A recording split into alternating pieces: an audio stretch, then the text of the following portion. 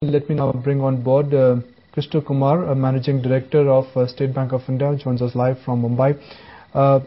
Mr. Kumar, good morning. Thank you for joining us. Let me start the discussion with something which is of immense market curiosity and immense importance for retail and institutional borrowers. After the Reserve Bank of India rate action, your peers like Punjab National Bank and Union Bank, they have already cut rates. When do you think State Bank of India is likely to cut rates? Well, we are having an ALCO meeting later on today in the evening, so we might take a broad decision at that time. But having said that, I can also say that we have taken a decision to cut rates segment-wise. For example, we are reducing our auto loan rates by about by 50 basis points on the auto loan segment. And in the lower end of the MSME, that is those loans which are covered under the CGT SME guarantee scheme, we are reducing the rates a bit on that as well. But the broader rate reduction, if any, will be decided in the ALCO later on today. What about other segments, Mr. Kumar, like home loans? So home loans, we are not looking at anything at the moment. But then, as I said, a decision will be taken on this at the ALCO in the evening. When you say that a decision on rate cut would be taken, I'm presuming that a decision on deposit rate cut will also be announced? Well, yes, the overall interest rate scenario will be discussed, and some decisions could be taken by the evening. So at a time when liquidity is tight, does it make sense for State Bank of India to cut deposit rates? And that's one side of the story. The other side of the story is that if you don't cut deposit rates, your NIMs will come under pressure? Well, that's the idea. That's the trick. We have to manage it in such a way that the NIMs don't come under pressure. That's what we're trying to do. So for the quarter gone by, which is Q3, your Q4 numbers are not out, your NIMs were above 4%. Given the kind of environment we are in, and now that you've indicated that you will cut rates, can I assume the obvious that for State Bank of India, in the current quarter, NIMs will come under pressure? That's what I said. I'm not so sure about the prediction that the NIMs will come under pressure. I think that we'll try to manage it in such a way that the NIMs are not too majorly affected. Mr. Kumar, what about the credit and deposit growth targets for SBI in particular for the fiscal ahead? Because deposit growth has moderated for you, and not just you, the industry per se. Would a cut in deposit rate not hurt the deposit growth? And do you think that credit growth targeted by RBI is too steep at 17%? Well, I don't really believe so, because the interest rates, of course, are true for the entire industry. If the industry cuts the interest rates in general, so it's the same for all the banks. So the reduction in the interest rates may not really affect the growth in deposits business.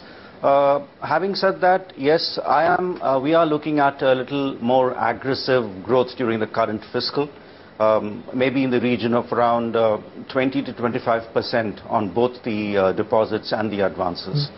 In the current environment, does it make business sense or commercial sense for you to announce a rate cut, or rate cut is more like a compulsion and State Bank of India is now mandated to announce a rate cut, especially because of pressure from New Delhi? No, I don't think there's any mandate of that sort. We are taking a decision purely on business considerations. So what is the business consideration? I beg your pardon? What is the business consideration? I'm just trying to understand that what is the thinking behind a rate cut? No. Yeah, see, if we have rate cuts, we'll have to see what the industry can bear and what the competitors are doing.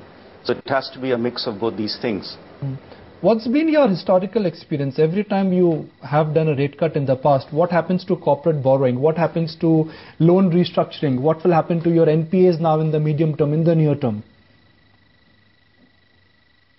Well, I mean, that's too broad a question for me to answer on the spot, because I need to look at all my data bank and look at the trends which have been happening in the last few years.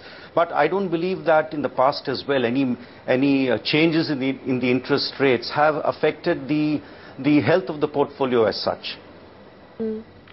Mr. Kumar, what is SBI's capital requirement for FY13 as well as FY14? If you could give us a ballpark figure at that, and what is the quantum of capital that you expect to receive from the government government's 15,800 budgetary allocation that they announced?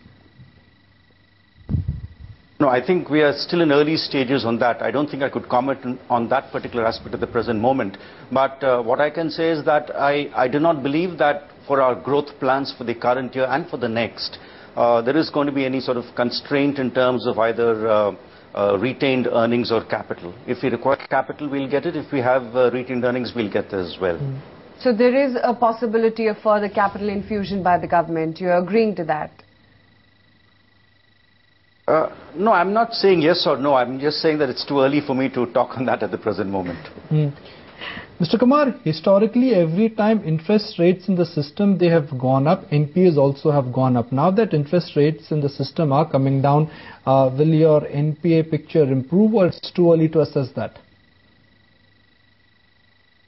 I am not so sure that there's a direct correlation between the interest rates and the NPAs. The NPAs are also a factor of what is happening in the economy as such. So, but we have put in place a lot of systems which will improve the NPA management. So that's our view, is that the NPAs would only moderate going ahead.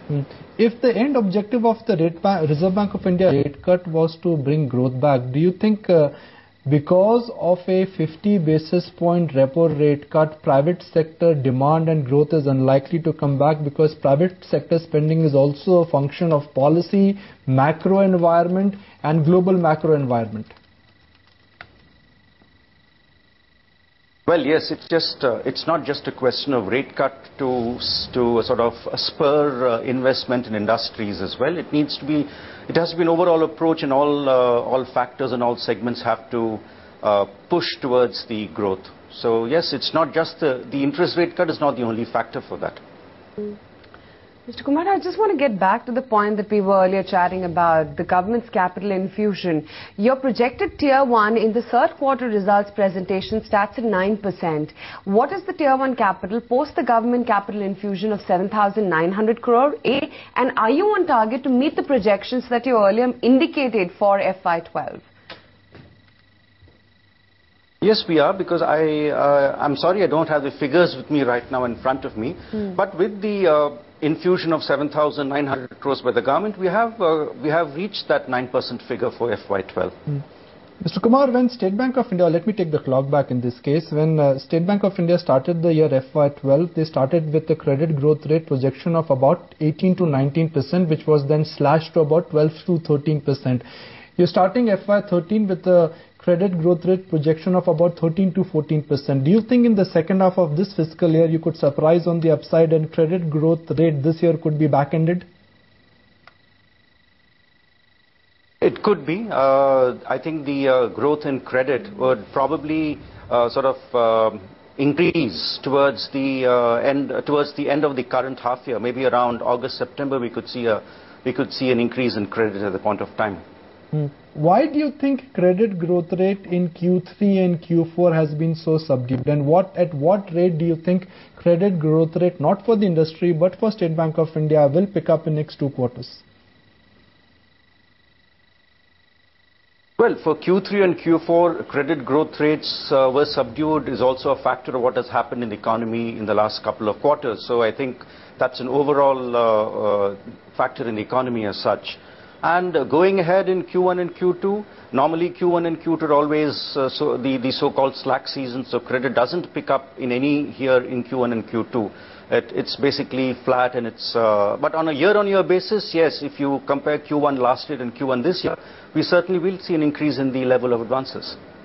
Before we wrap, sir, let's get one number from you. I'm not seeking for a guidance, but some kind of an assurance from State Bank of India. For FY12, NPA as percentage of your total loan book was not even 3%. Do you think that number for FY13 will decline? You're talking of the net NPA figure net right NPAs, now, I believe. That's right, not gross, net. Yeah. So, yeah, certainly. I mean, whatever is the net NPA figure we come out with on FY12, it's going to be below 3% for sure. And that will certainly be at best the same level, if not lower, for FY13. Okay, Mr. Kumar, good to have you on the show. Thanks for taking time out and joining in today on ET Now.